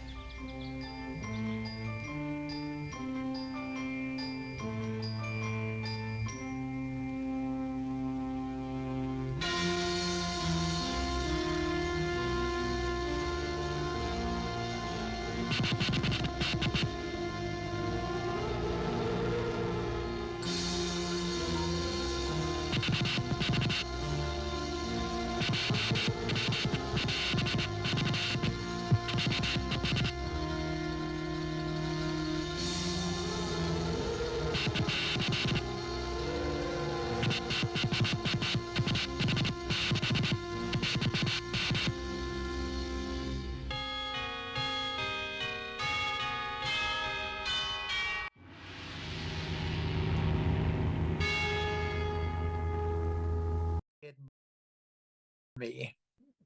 It was a dream. It was all the dream. Oh my God. That is my most hated. Like, I hate endings like that. Yeah. That's my, like, of all the cliche endings, that is my least favorite. And not even that, it was it's a Wizard of Oz. It was all just a dream thing. And you were there, and you were there, and the giant robot monkey was there. Oh my God. Yeah, it's pretty bad. Is that how they got out of having a child die? Is that it ended up being a dream? Yeah, nobody actually died. It was all just a dream. All is well. Terrible. Yeah. I liked it. I mean, I was entertained up until that point. Although, I forgot to mention earlier when we were watching the dinosaurs fighting and what have you. I remember seeing the scene of like one of the dinosaurs. Some of it's stop motion, and then some of it's real animals with shit glued to them. Oh yeah, it's all from let's see, 1 million BC from 1940, Lost Continent from 1951, Flight to Mars 1951, brief appearance of rocket ship XM from 1950, and a matte painting of some ruins from Captive Women 1952. Yeah, so it's all stolen from other movies. Yeah, they just spliced in scenes from other movies. Yeah. But I remember seeing the reptiles fighting in the Lost World movie. Alligators versus the iguana. Yeah. Yeah. Yeah. And then there's an armadillo at one part with horns glued to it. Oh my God. To finish off life on Earth, we send forth the armadillo. Get up, armadillo! The superior armadillo. I mean, some kinds can give you leprosy. So, I mean, of course, that wouldn't work on them because they're immune to sickness. But any life that was left on Earth was the point of it. So, any humans, incidental humans that weren't accounted for that they ran into would die a slow death from leprosy. Leprosy, yes. Yeah. Where did the dinosaurs? So, I mean, obviously, when you're like, oh, well, this doesn't make sense. There's dinosaurs. Yeah. But then it's like, oh, well, yeah, because it's the stupid little boy's dream that he's having because he knocked himself out because he's a moron. Right. But in terms of like the movie itself, like in the world of it, it's like, why would they have the great guidance as a way to punish Roman XJ911Q whatever, who was already dead. So I don't know how much more punishment you could give, but as a way to punish him for failing to kill the girl first and then everybody, he unleashed some other form of cosmic ray that made dinosaurs. Summoned dinosaurs? Sure. Well, and also, I think it also was supposed to disrupt Earth's orbit or something, which seemed like a really bad way to move in afterwards if Earth is just kind of floating through the void. But, I'm not the great guidance with a bubble computer, so what do I know? Well, I wonder if maybe the dinosaurs were then going to defile his corpse after he, as part of I could see it being like part of their culture. It's like when someone doesn't do something you like, you make a dinosaur. It's custom to make a dinosaur. We will now summon the ultimate insult. A Triceratops will now have sex with your corpse, and you won't be able to stop him. And your ancestors will be so embarrassed that you won't be allowed into the robot afterlife. Right? Yeah. Obviously. I think that makes sense. I mean, sure. Yeah. The tracks. Yeah. Other than that, it was. I don't know. The whole movie is kind of up until the last 10 minutes. That's when it kind of gets unhinged. That's when the robot just goes around like snapping necks and kidnapping people, and the only plan that the humans can come up with is like they adopt the plan of a 6-year-old boy. It's like, what if we all just go out there and like pretend we want to die, and while that happens, we run in there and save the other person and smash up their stuff. It's like, it also makes sense why the parents were the dad was very cavalier about the little girl dying. because it was her little life brother's goes dream. on. We'll find some way. Like, we can make more babies later. No, I mean, but that makes sense in that context. If you look at it that way, every stupid decision that's made in the movie makes more sense because it's just a stupid little boy. But it is kind of weird that he dreamt about this robot ape that was horny for his sister. That's kind of weird. Yeah. When he was and also the whole wedding sequence, it Yeah. seemed like, all right, we're gonna take up like 5 solid minutes doing a wedding, and the entire point of the wedding seemed to be like they wanted to catch God's attention just in case he hadn't noticed the other 2 billion people dying. It's like, so Right. while we're doing this whole religious ceremony, God, if you just would have happened to, I don't know, resolve all of this. Also the wedding, but mostly, if you're paying attention right now, everything sucks. We're about to die. Please just kind of help us. He's like, I know I didn't step in to save people earlier when, genocide was taking place, but because of you invited me to a wedding, I'm obligated. Yeah. Right. Yeah. Well, that reminds me of people who, like, they pray for their sports team to win, or they pray that like there won't be traffic or something. So it's like, let me get this straight. You think that if God exists, he'll do nothing he did nothing to prevent the history of human suffering, but he will intervene to make right sure now that to make that light turn green. Yeah. Right. Yeah. Right. That's very silly. Yeah. But a lot of people I think, there are quite a few people of like certain generations that honestly believe that makes sense, Anyway, I don't know. This one, it's one of those movies. Yeah, I guess you have to look at it like this. It's the journey, not the destination. Or you can just say fuck this movie because it uses such a cop-out ending. It does. They should have, at least when they showed Roman coming out of the cave repeatedly, it should have, at least at the end when it said the end, it should have had a question mark. I would have been okay with that, because then if it had been obvious that he was still actually alive, I mean, if they had nothing like ghost thing at the end, or like forward, forward, which was like, okay, we get it, whatever. But if he'd actually come out of the cave with like some of his broken stuff and it was like setting it up again, and we're like, da da da. Yeah, that would have been fine. I would have been okay with that. That would have been fine. Then it's not a dream. That's a vision of the future. Right. Yes. That's what they could have done. See, that's, my wife is a huge Twilight fan, and it reminds me of I think it's the last movie, where there's this huge fight scene that's like epic, and people are jumping around and they're fighting on the ice, and people's heads are getting ripped off, and werewolves are tearing vampires limb from limb, and people are falling under the ice and dying. And then you find out that it's all just a fucking vision that this one psychic vampire has. And it's so disappointing. It's like, I don't know. I don't know anyone who's like, oh, I like endings like that. Like, no. What kind of person? What kind of piece of shit? It means nothing has been resolved. And technically, if you want to know what happens, you have to watch it again.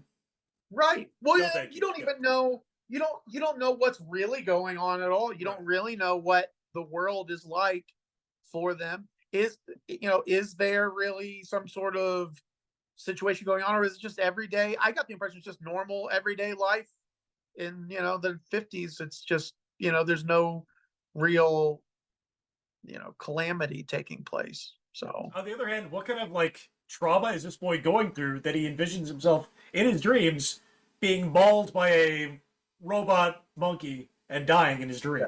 I mean, there's got to be some unresolved stuff going on there. Oh yeah, and and the same with his weird dreams about the thing being horny for his sister. I mean, I don't know, it's gross. There's but some sort of complex there. Yeah, I thought there's a name. Probably is a name for whatever was going on, is what I'm saying. Yeah. Well, I wonder, it might be like one of those things where it's like, if you've ever seen those pictures of like something strange, and then like the meme of like, the artist's barely disguised fetish or whatever. I wonder if it's like, in this case, it's more like the directors barely, or the writers barely, barely hidden trauma, what caused. But then again, I think trauma is sort of what unites all artists. You have to have some sort of. I think in this case, the writer's trauma was being forced to write this. Yeah, that makes sense. Yeah, from what I've read on this, dramatic. apparently he wrote it, and then somebody else took it and then rewrote it, and they did such a shit job, he had to go back and rewrite the rewrite. And this is the wonderful result of that collaboration. Yeah. This was birthed instead of whatever. Instead of whatever nonsense he came up with, and then it ended up being a dude in a monkey suit because, surplus monkey suit. Right. I do like the suit. I wish we could have learned more about their culture, but again, it's a little boy's fucking concussion dream. So yeah, But speaking of the suit does make a appearance in several things later on. Parts of the film were used for a video by the Cars for You Might Think. In an episode of the Power Rangers entitled Invasion of the Ranger Snatchers. Roman costume is in the background. Oh, I was hoping he was like a villain. No, apparently he's just in the background. The suit is in the 2003 Looney Tunes Back in Action, and Rob Zombie has a replica of the costume and used it in the video Everybody Fucking in a UFO.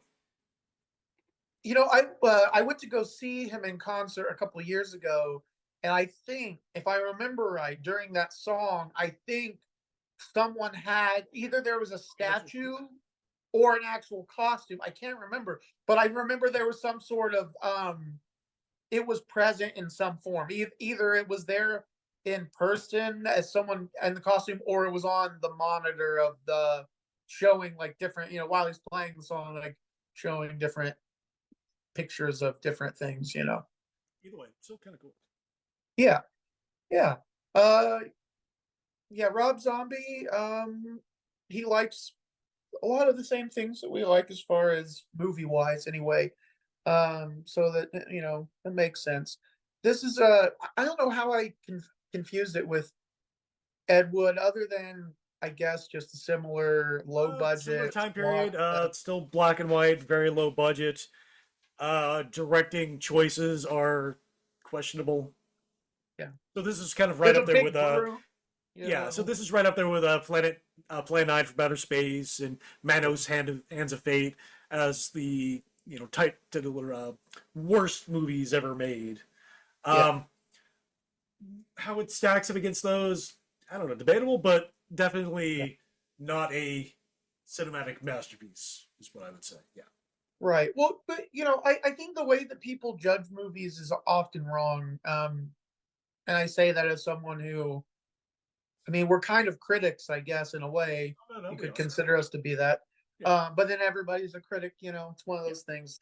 But I think that people look at movies the wrong way. I think that we talk about this a lot. I know, it should be not based upon the quality necessarily of the story or of the special effects. It's whether or not you were entertained, whether it inspired you to feel something, whether you felt something or not. Or the last 10 minutes of this movie completely unhinged. That was kind of great. It was just the robot finally just says, you know what? The ray doesn't work. Fuck it. I'm just going around snapping people's necks. Yeah, he's just like strangles a little girl. It happens off screen, but still, well, he does grab her, but I was like, man, this movie's got some balls. But when that part happened, I was like, damn. Yeah, picks up, shakes her like a British nanny. Yeah, and I'm actually not even that mad that it ended up being a dream, because, around the time that this came out, even though that is a very cliche way to end things, it probably wasn't as often as done as frequently, other than like Wizard of Oz.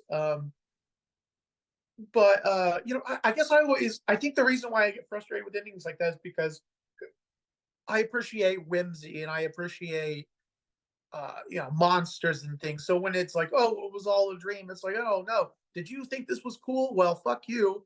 It's not real in this universe. Right. You already have to deal with the fact that it's not real in real life. Right. So you're already suspending disbelief, so now you have to suspend the suspension of disbelief because apparently nothing happened. Yeah. Right. I remember someone had a theory when Breaking Bad ended that I don't know if you watched. Did you watch Breaking Bad? Did you? At the time, I was working for the Department of Corrections, so going home and watching some guy make meth in his garage just didn't seem like a thing I'd want to do. Right. Understandable. Yeah. But the ending, which I think is a great ending. I'm not going to spoil it for anyone who, might be watching it. Or... I think you can spoil it. It's been up for quite a while. Spoiler alert. Well, people are like, "Oh, you spoiled this 50-year-old thing, dude." If you haven't gotten around to watching it, you're not trying. You're not going to watch it. Move on. That's on you, man. Yeah. So in the movie or in the show, it chronicles, Walter White. I'm not going to go into all that, but the last episode is there's a lot of like action. It's very action packed. Okay. And I remember when it happened, I was like, oh man, this is a cool ending for the show. And one of my friends was like, oh, well, I read a theory that it's all just Walt's, like he's just he's hallucinating because he's dying of cancer and he's on all this medication and he's imagining that all this is happening. And I was like, man, I hope to God. I was like, I hope that was not the intention of the director because that would piss wasn't me that off. like the end of what was that other show, Lost? It was all a dream. Oh my God. Yeah, another one I'll never commit to because why? No, I couldn't. My wife was watching it she started watching it a few years ago, and I warned her about the ending. So she's like, you know what? I don't even want to finish. Exactly. What's the point? Because yeah. However many episodes you devote to this nonsense, none of it happened. Right. Why? No, hate that. It's so annoying. Like, if you're going to make something that people dedicate a lot of energy and their personal time into enjoying, I'm not saying that you have to make things for the fans. It's okay to make things for yourself, of course, but I feel like that's the biggest middle finger to your viewers when you do things like that. It's just like, okay, so what was all this for? It was for nothing. It was all, and you can go back to the whole, well, it's the journey, not the destination. But I think when you do that, you're being dishonest with yourself because you know that that's not going to be satisfactory to anybody. So is that kind of what we're ending this on? You're gonna commit to the bit? Commit to the bit, yes. Yeah. It's very micro penis energy to bail out at the last minute and be like, oh no, it's just a dream or a hallucination or it's a vision or someone's reading from their great grandmother's diary and she cooked up this whole fantasy world because she had mercury poisoning or something. It's just that this is just an example, of course, but you have to really care about what you're putting out into the world.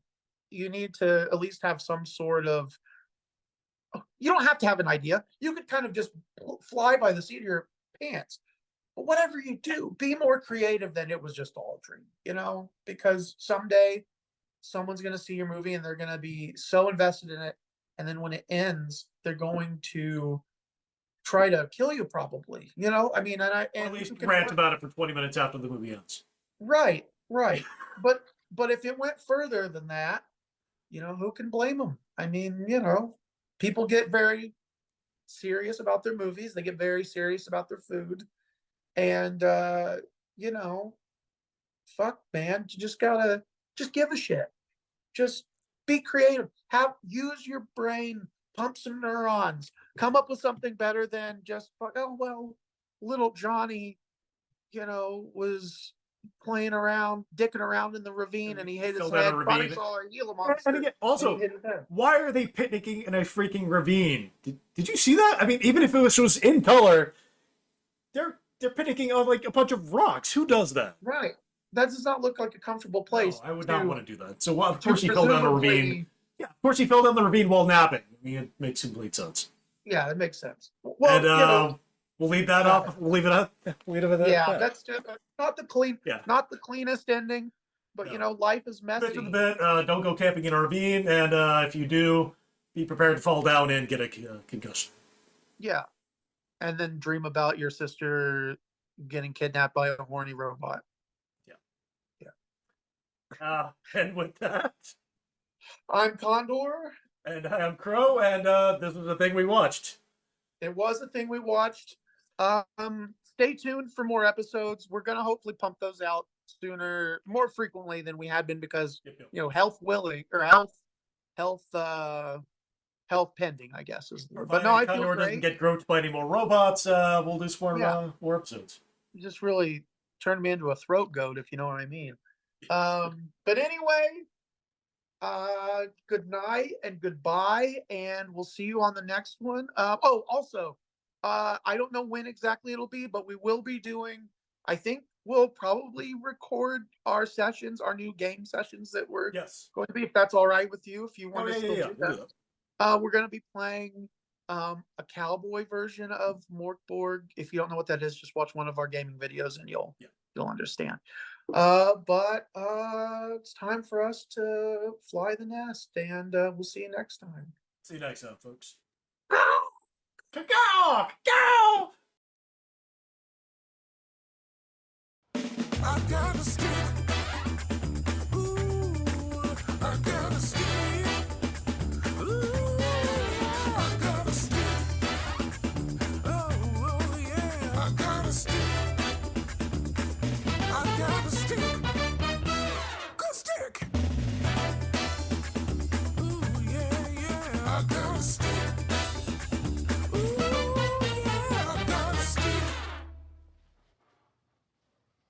I got a stick. Ooh, I got a stick. Ooh, I got a stick. Oh yeah, I got a stick.